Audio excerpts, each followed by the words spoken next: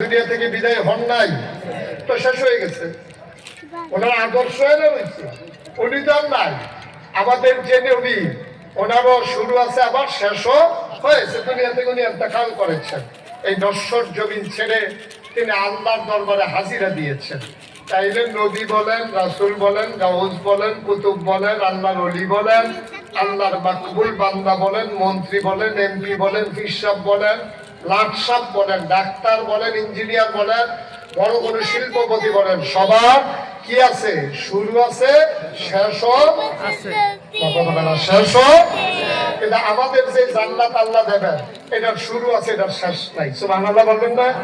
তাহলে আপনি কম দামি জান দিয়া, কম দামি মাল দিয়া অত্যন্ত দামি জান্নাত আমরা কিনছি। দামি জান্নাতটা কিনছি কিন্তু মাল দিছি কম দামে।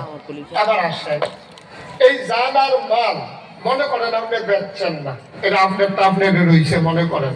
আসলে জানের মালিককে কথা কয় না, জানের মালিককে আল্লাহ।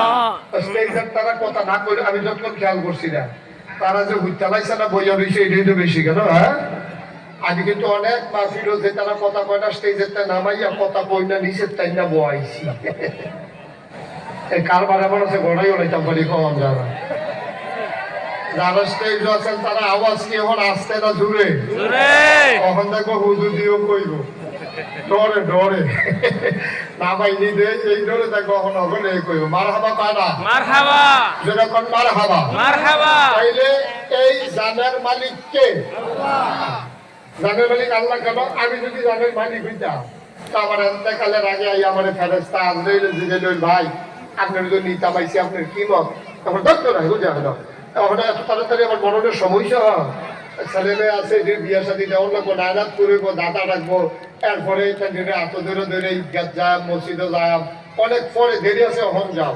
কিন্তু আমরা যখন মারা যাই আমাদেরকে কি আজরাইল একবারও জিজ্ঞেস করে?